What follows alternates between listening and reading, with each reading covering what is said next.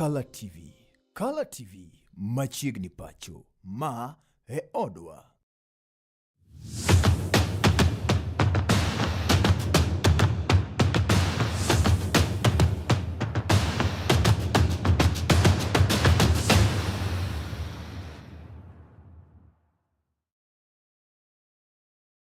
Kamoro moro mantie janeno mar Color TV no dhiambo nero makare, dhiambo nero mabeja ber, dhiambo nero mar chieng' wuok tich tarik 16 dwe nyiri mar 2 higa 2027. Ma en chenro nero mar chal mar pewe kaka pile iluonga ni Fred Mayaka kaendi wang'iyo mago matimore pewe go eko mopogore opogore pacho kaendi nyaka kor gwenge go eko kuonde go eko mabende wawuoke mano miyo odhiambo ka odhiambo wan kaendi mondo wami mago mabende dho ngere dendo ni sports updates. Haiko mathoth janeno mar Color TV pano tuke go eko mag FA kata kamano endo mago wang' nangi bang'e kuchocho ende bende an kanyo koda tuke go eko bende tuke kor gwenge mopogore opogore. League no ero mano mar Kisumu County ne otugi gi kod irani endi mano dichino ero manyoro pewe go eko mopogore opogore. League no ero mar Nyanza Regional League bende no tugi abiro ng'en to zone B duoko ne chalo nade janeno mar Color TV. Tuke go eko mag National Super League bende no tugi kanyo endo abiro ng'isi to ne chalo nade gi duoko. FKF Premier League bende no tugi kanyo endo abiro ng'isi to duoko ne chalo nade. Mago duta iko ni kaendi janeno mar Color TV miarwak ni machiegni. Pani tuke go eko mag agoko kata rugby HSBC bende no rumo ayango dichieng' no ero manyoro alap tuke no ero ma nyayo. Chenro no ero mar gero pewe bende en gino bende pod dhi nyime koni koda kocha pacho kaendi ka odiochieng' ma kawuono alap tuke no ero mathika bende koro yange ni oseket ne omenda midhi gere go wana ng'isi to chalo nade kono endo mago duto te aiko ni kaendi omiyo arwak ni machiegni e chenro ni endi mar chal mar pewe ka bende pani chenro ni endi inyalo luwo achiel kachiel e mbui magwa mag tudruok Color TV live mano Facebook marwa ka YouTube do kanyo endo Color TV bende X marwa bende en Color TV kanyo endo ka TikTok bende waidore kanyo endo Color TV live janendo mar Color TV omiyo gi kinde gi kerwak ni machiegni mondo wadhi nyime gi chenro ni endi e yono ero makare nyaka mol sa 12 ma midhiambo. Wacha kanyo koda mago matimore kor gwenge mopogore opogore. Adang'iyo ni moko giko derani endi nitie tugo nero mabende no bagi e skul ne nyiri no ero mano mang'iya kocha cha endi mano ng'iya girls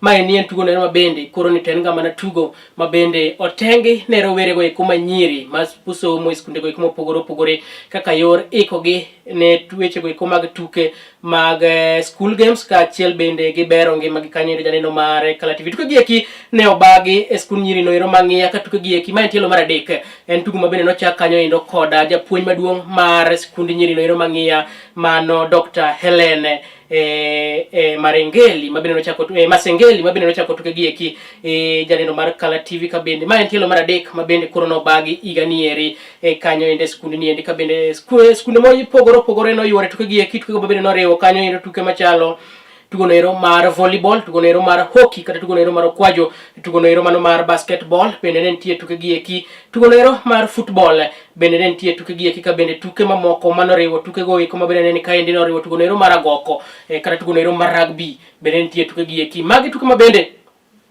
oketgi kata mana otenggi ne skunde go eko mag nyiri kende, girls schools kata mana nyithindo go eko manyiri ka bende chenro kama endi Dr. Helen Masengeli ne ochako kaka yono ero mar bero ngima nyithindo go eko manyiri kendo bende nyiso kata mana keto nyithindo go eko manyiri mondo mi ong'is chia magi mag weche go eko mag tugo mi abiro ng'isi ni to chalo nade kanyo endo ka bende tuke gi eki no rumo dichieng' no ero ma nyoro ka bende puoch gi pak ne Madam Helen Masengeli ka bende yango kanyo endo ni chenro ni endi en chenro ero ma neno ni nyithindo manyiri obedo kanyo koda ngima makare kendo bende ginyiso talanta magen go weche go eko mag tuke mopogore opogore kanyo endo janeno mar Color TV maro ng'isi ni to chalo nade gi tuke go eko kanyo endo thuolo mabiro kanyo endo kata kin biro neno kanyo endo kaka tuke go eko no chalo kanyo endo sangisi tuke gi eki noriwo basketball, noriwo tuke go eko mag football, noriwo tuke no ero mar hockey kata tugo no ero mar kwajo, tugo no ero mar volleyball bende ni kanyo endo, rugby, netball bende ni kanyo endo e yono ero makare tuke gi eki mabende no bage skul nyiri no ero mang'iya girls koda cha endi ka bende chenro ni endi no ywayo skunde mopogore opogore mawuok e counties mopogore opogore. Nitie skunde go mabende no wuok Migori, skunde go mabende no wuok Siaya, no aneno kanyo endo tuk Jowi mawuok Migori no yore tuke gi eki, skul nyiri no ero mabutere girls no yore tuke gi eki. Nitie nyaka skunde go mabende no wuok Rift Valley mano yuore tuke gi eki mano wuok Western no aneno kanyo endo skul mopogore mano yuore tuke gi eki mabende no bagi odiochieng' no ero manyoro janeno mar Kala TV. Wanyone kaka chenro ne chalo ka bende jalno ero mabedo chung' ne weche go eko mag tuke e skund nyiri ero mang'ia Girls bende ne oloso ka bendo yango ni chenro makama endi en gino ero makare ka bende duoko erokamano ne daktari kata laktar Helen Masengeli mabende en japuonj maduong' mar skund nyiri ero mang'ia Girls. Thank you very much for the media team that is present here. Mambala Naftali, the HOD co-curricular Ng'ia Girls High School. We are happy that we are ongoing with the third edition of Helen Masengeli tournament of the year 2026. I want to say that this year I can see a great improvement in terms of the number of teams that have turned up and even the coverage. We have a team all the way from Rift Valley in Kericho County. We have a team from Migori, teams from Migori, that is Tukjowi and Nyamome, all the way from Migori County. From Western, we've brought in a number of teams from Butere Girls, and I think it's a good year because the turnout has been huge. Tournament is normally the last in the region, just to national, just to beginning of secondary schools competition across the country.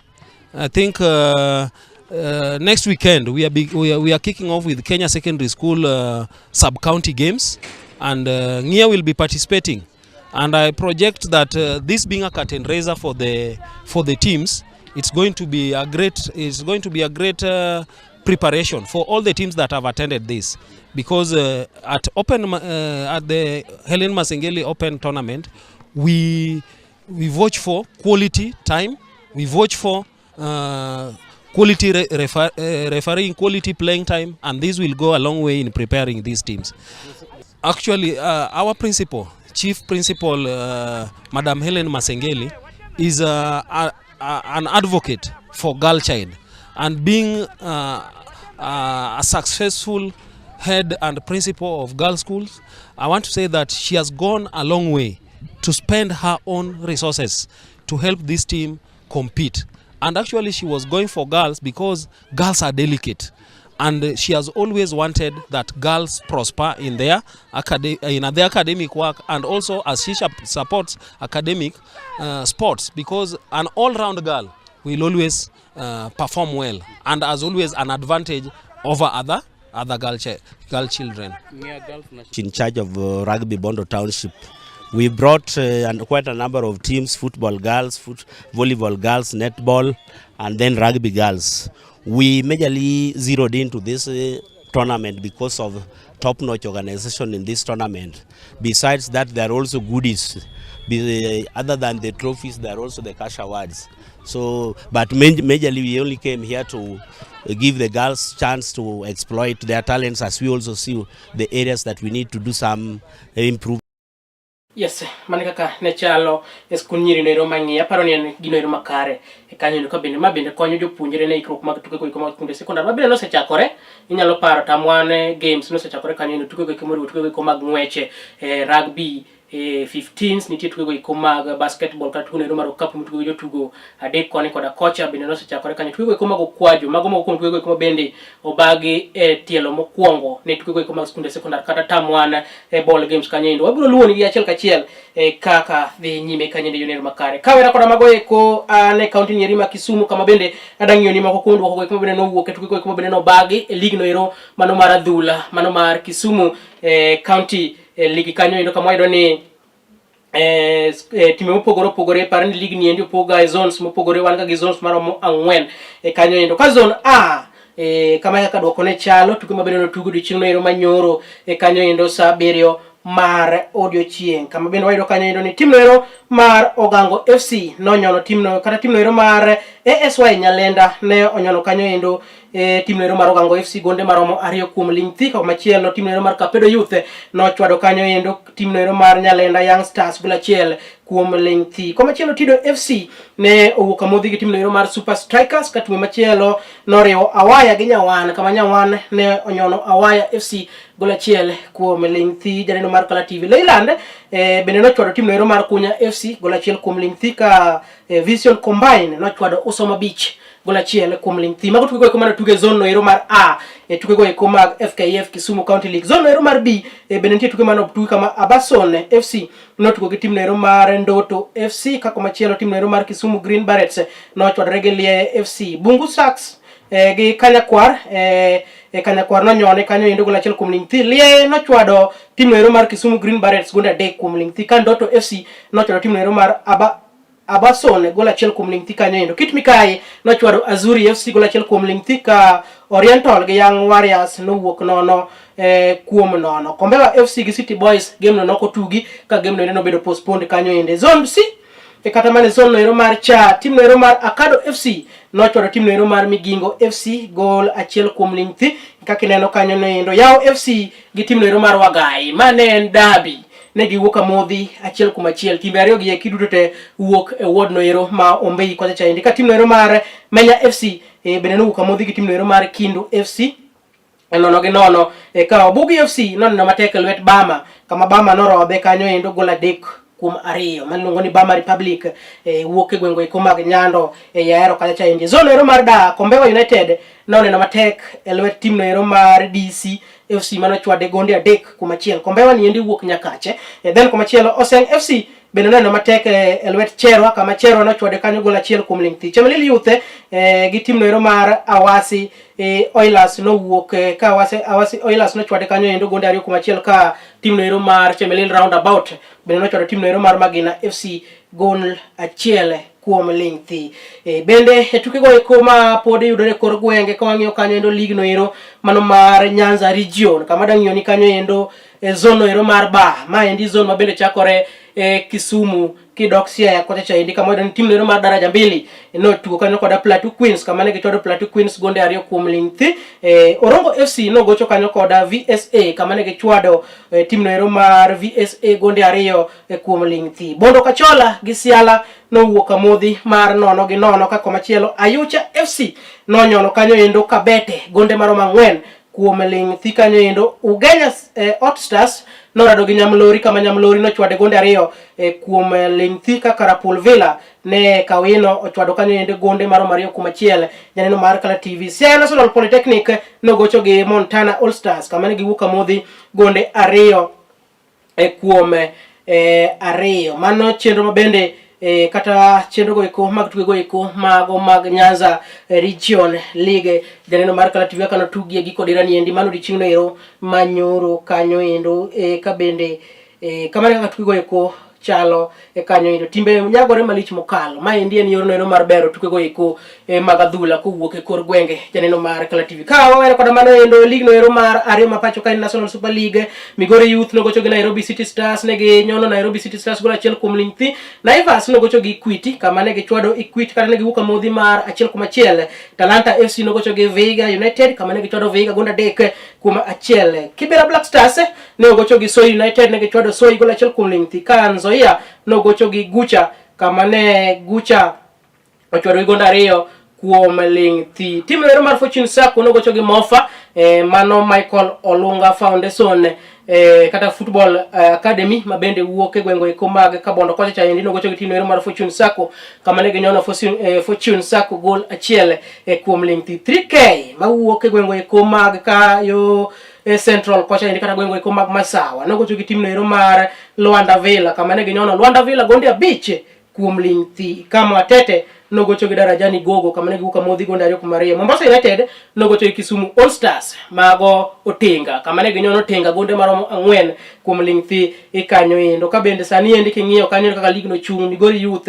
otelo gi points maromo 40 komachielo Mombasa United bende nigi points 40 bang' tugo mpiche 20.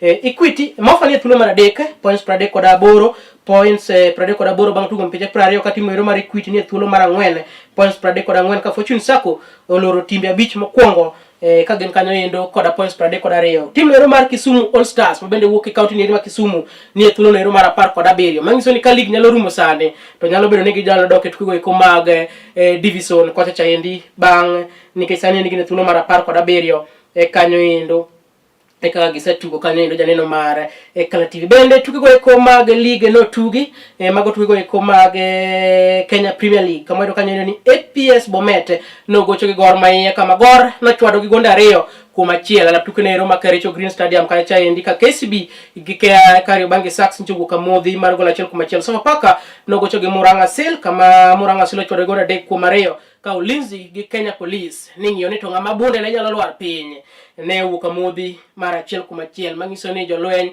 no nyawore gi polise nyong'oyo e kanyo endo. Bandari nchogocho gi FC Leopards chieng' ngeso kama ne giwuok modhi mar 0-0 ka tim no mar Mathare United no chwado Tusker gonde 3 kuom 1. Posta Rangers nche Shabana chwado gonde 2 kuom Lingthi ka Bidco United bende tim no mar Kakamega Homeboys nche chwado chieng' Tich Abich gonde 4 kuom Lingthi e kanyo endo. Wang'eyo kaka tuk Gor ne chalo gi tim no ero mar APS Bomet. Tuk mabende nyalo wacho ni kidogo anyalo wacho ni league ma pacho kaendi king'iyo kata ka jotugo tugo mistakes matimore ng'ise ka league marwa chalo kanyo. Wang'e ka tugo no endo ne chalo alap tuke no ero ma Kericho Green Stadium.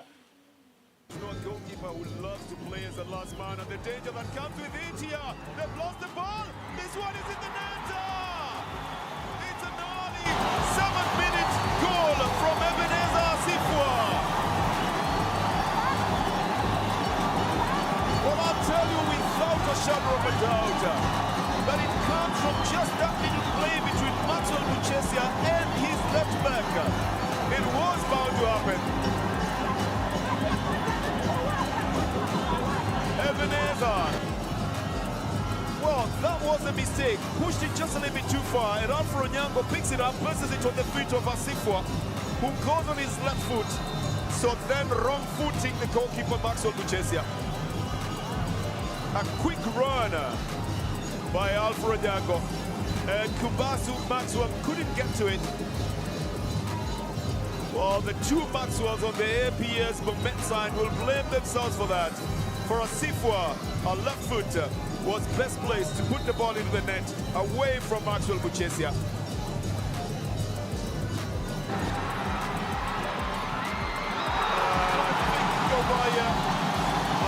Second goal, and it's Duang.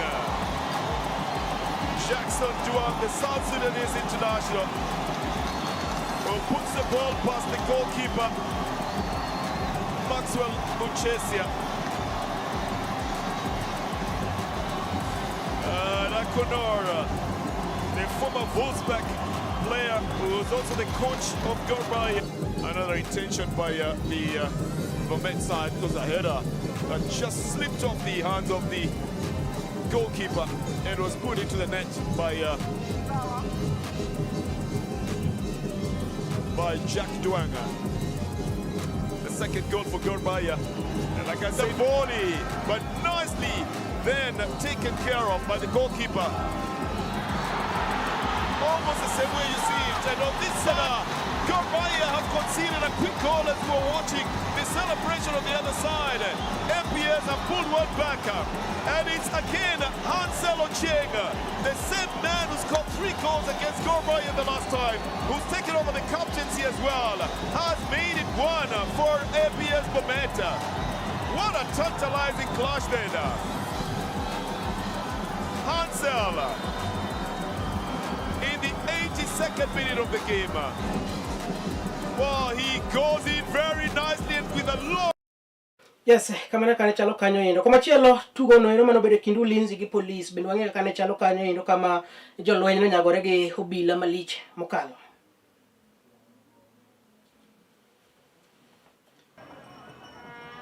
Tugo no ero mano bedo kind tim no ero mar Police. Bende no chalo kanyo endo janeno mar Kala TV kama tim no ero mar Ulinzi no gocho kanyo endo gi Police gi bende giwuok modhi mar gol 1 kuom 1. Wang'e ka tugo no endo ne chalo. Murunga bado.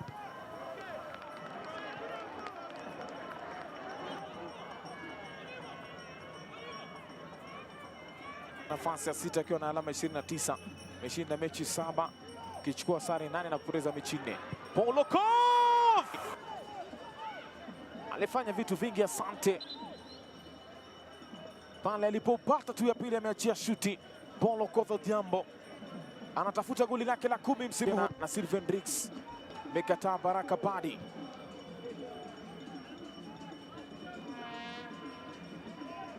Murunga anaipata Tobias, pasi imefika Ondimo kwake Edward Omondi. Sasa Ondimo,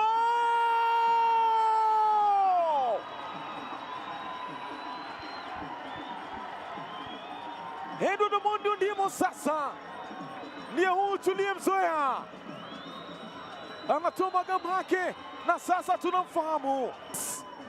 Tobias alianzisha mwenyewe, pasi kafika moja kwa moja, akajiamini kabisa. Alijaribu kufinya asione lango, lakini huu ni Edward Omondi Ondimo, alijua wapi mpira anataka. Jakindekea bomba,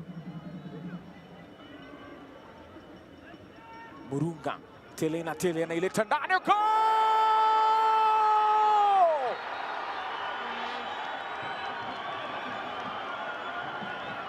tele Ochieng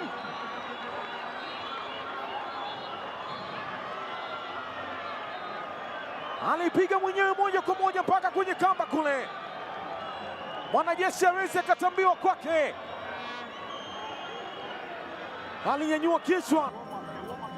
Goli hili la Tele Ochieng la kusawazisha lile, Jobu alijaribu lakini pira yes mane kaka tuko ikone chalo kanyo indo tugo no eno bende koro no yagor kotelo kanyo ndo kibiro neno tebo kitangoni kanyo indo tim no mar Gor Mahia sani pode e motele league ma pacho ka indi gi points maromo kanyo indo 40 koda deke kanyo indo ka en kanyo indo ma indi bang tugo mpiche maromo 20 kanyo indo bende jalero bende ge yuare go kanyo indo sani en tim no mar FC Leopards ma bendo se tugo mpiche par kodo chiko e gin kanyo indo koda points 30 koda bedo tim no mar Shabana ni thulo no mar dek kanyo indo gi points 30 koda 4. Muranga Seal ni thulo mar 4 points 30 koda dek kanyo indo akineno kanyo indo Homeboys luwo kanyo thulo mar 5. Kenya Police ni thulo no mar 6 ka komachielo tim no mar KCB ni thulo no mar 7. Bandari ni thulo no mar 8 ka kineno gi kanyo indo jarino mar Kala TV mane kaka nyisi ni to league mapacho ka indi chalo nade gi kinde gi eki kada chung mar league no endo chalo nade gimano mako dhoga ka podi neno tebo no endo kanyo indo en gino mancho timore tugo no mar Gor Mahia gi tim no mar FC Bomet APS Bomet kama mancho edo kanyo indo ka joera maga tugo norito ka bas mar Kogalo donjo gi jotugo to gidonjo manyiso ni AP kata Bomet mane nitie kanyo indo dala koro jo fans ma Kogalo ne temo donjo kanyo indo epap mok gi jolo pesa paro no ken gino ero maber kata matin kanyo indo kendo maendi nyiso rang'iny ma wan gode tuke go eko ema pacho kaendi kanyo indo nikech league kaendi sana nyalo wacho nitie time matin ma bende king'iyo tido ka gigi kete yo ero makare achiel kuom gi team manyalo ok na kata na puoye but kasabedo ka luwe machiegni en team ero mar Shabana Shabana king'iyo sani chenro mag arrangement ni yo ero makare moingo team mora mora king'iyo gino ero manche joera ma Kogalo timo kanyo indo neno video moro ma bende no komora sana kanyo indo ka joera go ikama gadhula ma Kogalo koro ne temo girito bas ka bas donjo gi jotugo ni to giriore mon mi gidonj kanyo indo gi ngweche gi jotugo kanyo indo tim no mar Sofapaka ni kamarach onyalo dok e lum sasa ya neno mar Kala TV Kariobangi Sax Bidco e Sofapaka mago timbe go ikama bende wacho ni sani ka league nyalo rumo to nyalo dok e lum kanyo indo achiel kachiel kamano kaka chalo e tuke go eko mag league ma pacho ka indi kendo wabiro ng'iyo ni biro chalo kodgi nade kanyo endo yonero makare adoka oyuyo ka indi mokwongo janeno mar Kala TV kaduogo to bende wabiro dhi megi moko mag tuke ma bende pod aiko ni ka indi yonero makare meda kete Kala TV ka indi nikech ma odwa.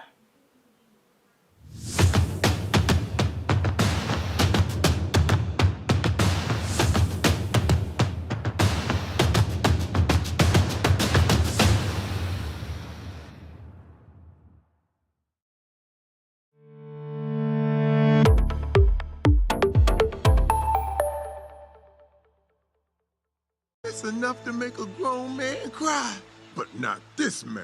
Get back in there, Tia. Tok yudo thuolo mar ng'eyo mathoth kowuok kuom jopuonjewa e sikunde ka iduogo pacho Warwaki kod chenro mamit molosi mana ne in iwuon mar kweyo pachi kaka nyathi.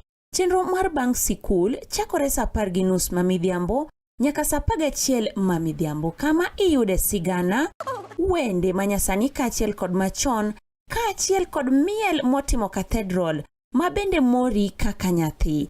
Bang' skul, chenro manigi mor lilo ne nyithindo duto. Kala TV, machiegni pacho ma e odwa.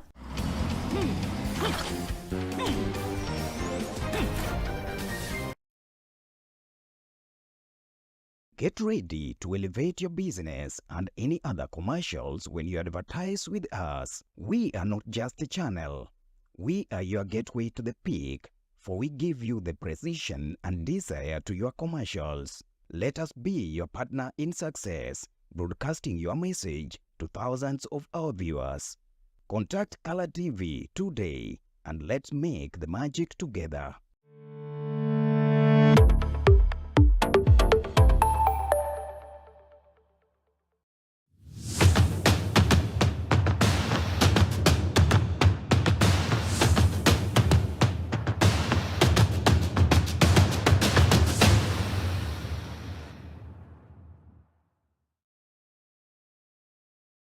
Ime yonero makare kanyo endo aneno kanyo endo iluongo ni FKF Women Rep mano mamu Horoni sub county ene chenro yonero makare kanyo endo. Asante sana Hulda Hojland kete chenro yonero makare mano FKF Women Rep mamu Horoni sub county. Bende aneno kanyo endo Nyami Robert Matano bende ni chenro yonero makare. Joshua Makagiso bendo kona ni onene yonero mokwe kaene gwengo eko mag Siaya giekinde gieki. Asante sana mano kanyo endo team manager mar Arusha kendo founder member mar Arusha FC kanyo endo. Wadhi nyime yonero makare janeno mar Kala TV ka bende gikinde gieki hadang'io tugo nero mabendo tugo nyoro mano tugo nero mano mar HSBC E7s mano tugo nero mar rugby kata tugo lego eko mag agoko mabende kono rumo nyoro alap tugo nero mano makas alap tugo nero manyayo tugo nero mabendo bag ndala reyo pacho kaini no chako tarik 14 mano chienge ingeso tugo mabende nchoriwo timbego eko mabendo pogore ka tim nero kata piny mar Kenya incho hotelegi gi tim nero mar Shujaa mano korka joma chuo kaachiel kod tim nero mar Lionesses tugo gi eko rumo nyoro ka tim nero mar Kenya mar joma chuo mano Shujaa ne otuoke thuolo nero mar adek tugo gieki ka bende tugo makamaendi bende noweyo ka tim nero mar Lionesses notieke thuolo nero mar 5 bang' loyo tugo achiel kende tugo gieki kanyo endo tugo nero ma bende ne giloyo kanyo endo tim nero mar Brazil. Kata kamano endo Patrick kata mana coach mar tim nero mar Lionesses mano Migosi Odongo noyango ni ma en mana yo machielo ka bende oikore ne tugo eko ma bende biro nyime kanyo endo. Parni ma endi the first time ma Kenya bago tugo gieki mag HSBC series ka bende Kenya bedo piny mar ariyo bo pinje gieki mag Afrika mobago tuke gieki bang' piny nero mar South Africa bende ne sebago tuke gieki ma bende koro ne orumo nyoro. Tim nero mar Kenya mano mar Shujaa ncholoyo timbego eko machalo kaka Canada, Belgium, Germany gi Uruguay. Kata kamano endo tukgi achiel mano tugo manyoro ema tim nero mar USA ne ochwado gi kanyo endo janeno mar Kala TV. Kama kaka league kata mana standing mar joma chuo ne chalo, Germany notelo gi points 20, USA ne nigi points 18 ka Kenya notieke thuolo mar 3 gi points 16. Bende tim nero mar Uruguay notieke thuolo nero mar 4 points 14 ka Belgium ne nigi points 12 ka Canada ne piny kanyo endo gi points 10. Tuke gieki koro chomo pinje go eko mawuok milambo mag pinje go eko mag Amerika kama tuke gieki biro bagi piny noero mar Uruguay gi piny noero mar Brazil mano dwe noero manyien janeno mar Kala TV. Wang'ene kaka tugo ne chalo kanyo endo matin kapok wadhi nyime kod mamoko mabende aikoni kaendi. Been really accurate, USA. Kenya have been good, they just haven't had an answer to it. George Orr, the captain, runs away from Channel. In the middle, 2x2. Yeah, they've really found that groove again coming into this one.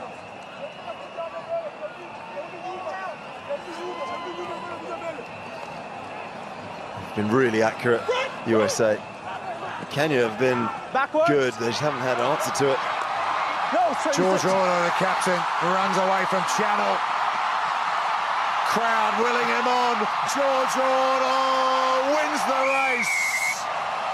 Can you get the try?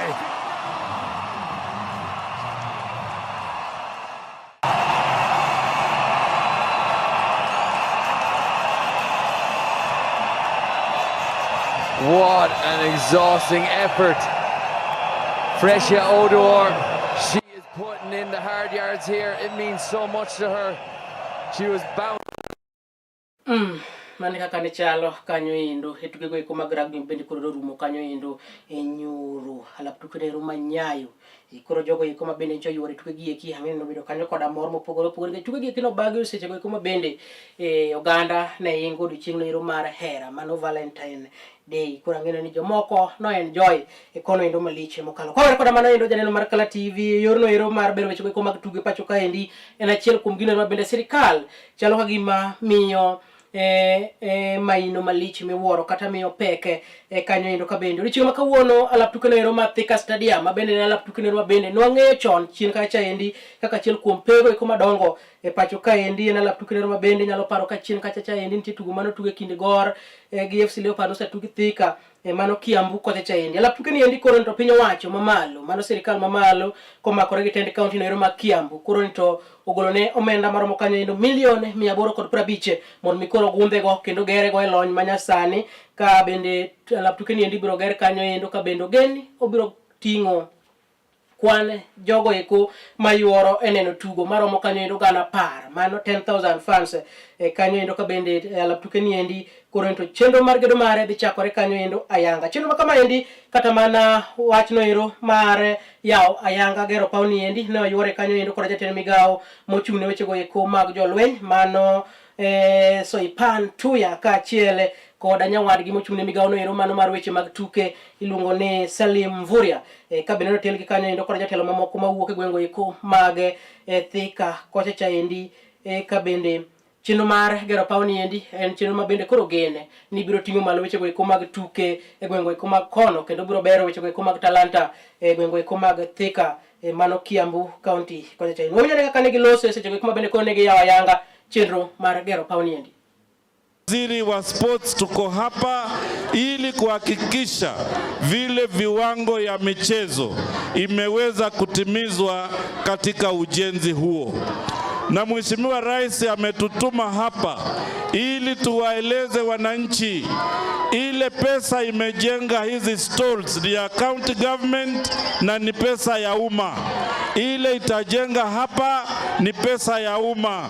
Hakuna pesa ya umma itapotea. Hakuna ubomoaji utafanywa. Yale mambo yote ya kiutaalamu yamezingatia kwamba hakuna ubomoaji. Kwa hivyo wale ambao wameeneza propaganda na uvumi na fitina, hiyo maneno ya ubomoaji hakuna. Tutahakikisha biashara zinaendelea na kila kitu inaendelea kama kawaida. Huu ni mradi ambao tunafanya kwa ushirikiano. Viongozi wa Kiambu tunashikania mradi huu na national government. Na mumesikia kwamba stadium is a 10,000 capacity stadium. Ndio inatengezwa hapa Kiambu kwa gharama ya national government ya 850 million Kenya shillings. Hizo 6 infrastructure za sports ya kuweza kuona ya kwamba vijana wa Kenya wamepata nafasi ya kuleta pamoja waweze kuinua zile talent ambazo gondoge jwaneno ka Mombasa nyichi bende oketne omenda maromo kanyo indo bilion 1 mondo mi ochak gunde go kanyo indo wabiro ng'eni biro chalo nade gi pewe gik ma bende gundho pacho ka endi en mani penjo ma bende oganda penjore mang'eny ni chako gi ndi kendo launching itimo lakini gedo mag jok room nyichi waneno ka ker nowacho ni talanta biro mayore lakini piny ka osechak gi mang'eny king'iyo kata mana tuke no ero mar Kericho mane Gor Mahia tuge gi tim no ero mar APS Bomet nyalo mako dhogi sana kata kamano indo wabiro ng'ento biro chalo nade galap tuke no ero mano mar Thika Stadium en achiel kuom pewe kuma bende ong'ere ga pacho ka endi malich muoro wadhi nyime kanyo eno makare kanyo indo ka bende komachielo Ka wang'iyo weche go mag ng'we kinda, nitie ng'we kinda no mabende noringi gweng'go ko mag United Arab Emirates kocha endi mano ng'wech no mar nus kanyo endo nus marathon kata half marathon mano kilomita 20 kod achiel mabende idendo ga ni Al Kahama half marathon ne obagi otieno no ero manyoro ka bende jang'wech ma pacho ka endi Geoffrey Kamwaror emano loyo ng'wech no endo korka joma chuo ka bende norigo kanyo endo dakika maromo kanyo endo 58 nyiriri kata seconds 45 kanyo endo ka bende Alex Asmurech mar piny Ethiopia no yombo korka nyidendi bang' ringo ng'wech no endo gi dakika maromo kanyo endo 67 gi seconds 20 kod adek ewiye kanyo endo ka bende Kamwaror koro loyo ng'wech ni endi tielo mar ariyo bang' ka noloyo ng'wech ni endi higni 13 mokalo chien kacha endi inyalo paro ka noloyo ng'wech ni endi 2013 bende noloyo ng'wech ni endi machalo kama endi poch gi pak ne Geoffrey Kamwaror wang'eyo kanyo endo kaka noloso bang' ne tieko ng'wech machalo kama endi.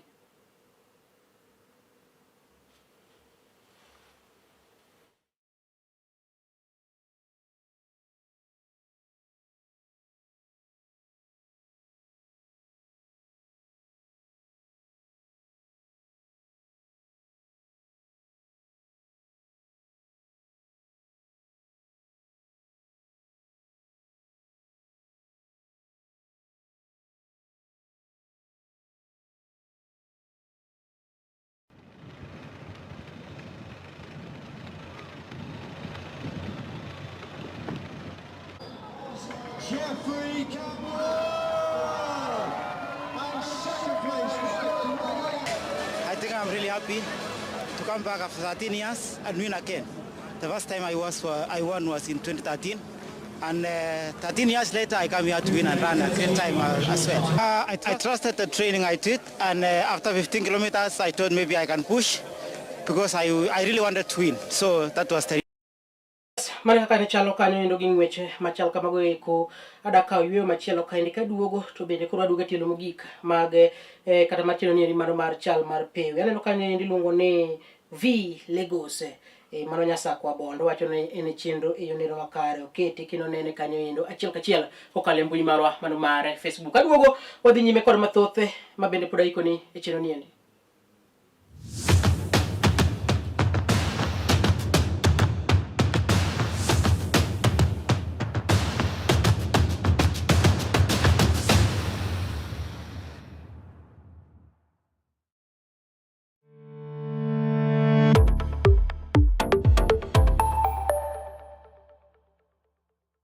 It's enough to make a grown man cry, but not this man.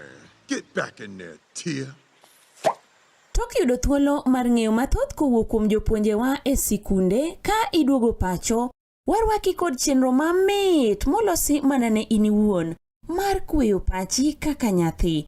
Chenro mar bang' sikul chakore saa 10:30 mamidhiambo nyaka saa 11 mamidhiambo kama iyude sigana, wende manyasani kaachiel kod machon kaachiel kod miel motimo cathedral mabende mori kaka nyathi. Bang' skul, chenro manigi mor lilo ne nyithindo duto. Kala TV, machiegni pacho ma e odwa.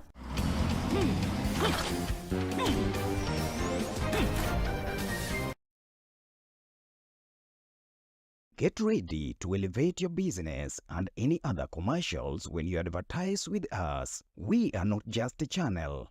We are your gateway to the peak, for we give you the precision and desire to your commercials. Let us be your partner in success, broadcasting your message to thousands of our viewers. Contact Color TV today and let's make the magic together.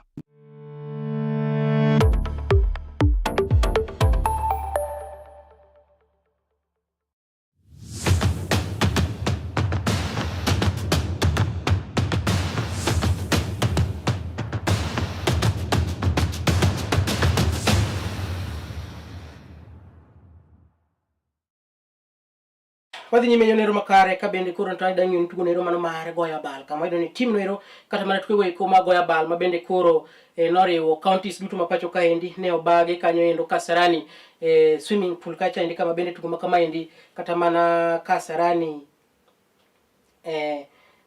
kanyo endo kama bende tuke gieki ne oywayo kanyo endo jopiem maromo kanyo endo 300 mabende koro noywore tuke gieki manorumo nyoro kanyo endo ka bende tugo ni endi bende tugo mabende koro ne iwalo godo jotugo mabende biro telo ne piny Kenya tuke go mabende ibiro bagi kind tarik 20 nyaka tarik 2 tarik 20 mar dwe no mar 7 nyaka tarik 2 mar dwe no mar 8 higa ni endi mano ibo manero ma Glasgow piny no mar Scotland kocha cha endi ka bende tim no endo kata timbe mano yuore tuke gieki ne ongiso kit piem ma yeteke tweta kanyo endo ka bende ne piem no mabende no ywayo ka oganda go eko kata rowere go kuma gine boiga no mar 18 nyaka boiga no mano mar 14 wang'inyo kaka ne giloso bang piem kama endi ne rumo.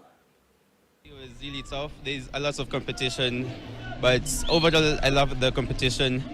And I think the biggest challenge so far is the pressure of competing with this new competition, especially in my age group. My turns are good, my pulling was good, everything adjusting. Today I went a lot faster than yesterday. And now at least I know like what I need to work on for the next competition for me to even be better. Today was really good. I was doing the 200 freestyle and 100 fly. Generally I liked the toughness because it was pushing me to get my times. For the Commonwealth Games, we're looking at having at least 8 swimmers because it depends on the quota that every federation is given. And we're looking at having, let's say, 4 boys, 4 male and 4 female for that event, for the Commonwealth Games. For the Africa Championships, it is much more open. We can take a bigger team, but we're looking at trying to take a junior team of 30 swimmers, a senior team of 30 swimmers, and also the master. Yes, magona tugo ko magabal. Tugo machielo mabende ne ayiko ni kaine tugo nero mar sataranji, mane tugo nero mar chess. Kanyo chess gidongere. Kiswahili idende ni sataranji. Kanyo kama tugo ni bende waido ni Jel Njoroge no loyo tugo makama endi korka jogo ikuma igine boiga no mar 18 tugo ko bende no bage school no mano mar Bakita school boro na ko cha indi ka bende ilungo ni Matthew Wai bende no loyo kanyo endo korka joma kata mana jogo kuma igine igano boiga no mar 14 tugo machal kama ni bende no ywayo kanyo endo jopiem mag chess maromo kanyo endo 300 ka bende piem no mar chess en piem no mabende usabedi ka itero ngala manyime kanyo endo ka bende mostly ituga mana skunde go iko mopogoro mido ka bago tuke ma piem neri ma chalo kama indi ka bende skuno ero mano mar Bakita mano bedo joloch overall piem niendi mabende ne yeteke tweta wawunya ka ne jogo kuma bende no bago tuke gi kino loso ka otenere gi tugo nieri mar chess.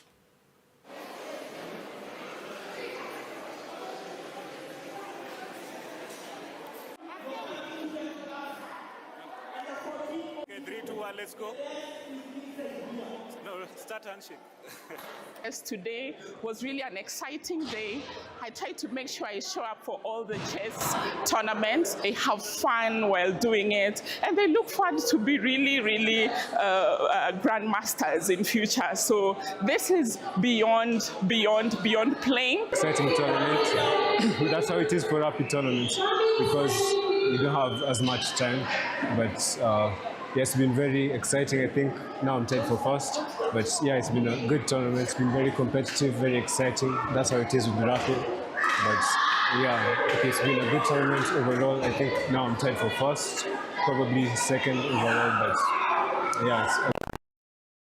Kanachana tugo eko mag chess. Tugo nero mar NCBA Golf bende no dhi nyime mano season eri mar 2026 ka bende tielo nero mano mar Muthaiga ma bende kana tielo mano ne tuk kanyo endo Muthaiga Golf Club ne orumo kanyo endo ka bende captain machon mar Muthaiga iluongo ni Rajesh Bahabra kata Rajesh Babra ema bende no bedo kanyo endo jaloch kanyo endo koro kajo machuo bang kano chwado kanyo endo gross maromo kanyo endo Birio kod ariyo mano bwo handicap 6 ka Nancy Ndungu bende noloyo kanyo endo korka joma nyiri gi gross maromo kanyo endo 86 kanyo endo ka bende ma endi kuro ngiso no oloyo kata ne oloyo title ni bende noloyo kanyo endo igano ero mar 2023 kanyo endo Abose Siar mano bedo kanyo endo namba 2 korka joma chuo gi gross maromo kanyo endo 70 Abirio banka no chwado kanyo endo kata gross ko no chwado bwo handicap 4 ka bende Florence kata mana Florence Maina ne en tika nyondo bende gi Grosse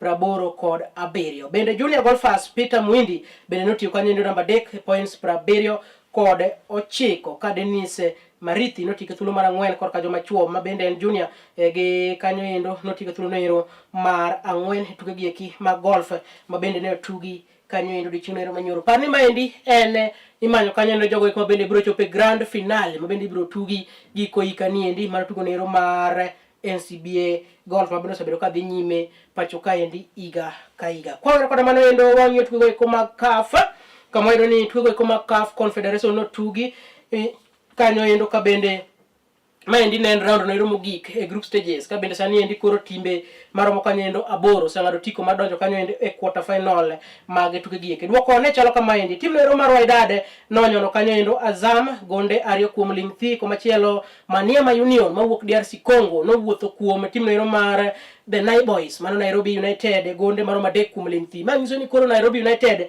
otieko tuke gi eki maonge kata point ma giyudo e group stages kanyo endo ka bende ne giyua ip e pool no ero mar ba manche gintie gi tim no ero mar Wydad Maniema kaachiel kod tim no ero mar Azam. Komachielo tim no ero mar iluongo ni Stellenbosch nochwado kanyo endo Singida kata nowuok kamodhi gi Singida nono gi nono ka tim no ero mar Beluzada nochwado kanyo endo Odo kata gonde maromo kanyo endo 2 kuom 1. Magi tim ma ng'ado tiko mar donje quarter final e tuke gi eki mag CAF Confederation Cup kama ero ni pool no ero mar A tim no ero mar Alger kaachiel koda tim no ero mar US Alger kaachiel koda tim no ero mar OC SAF ng'ado tiko ka tim no ero kata pool no ero mar ba tim no ero mar Wydad gi tim no ero mar Maniema Union bendo ng'ado tiko kanyo endo.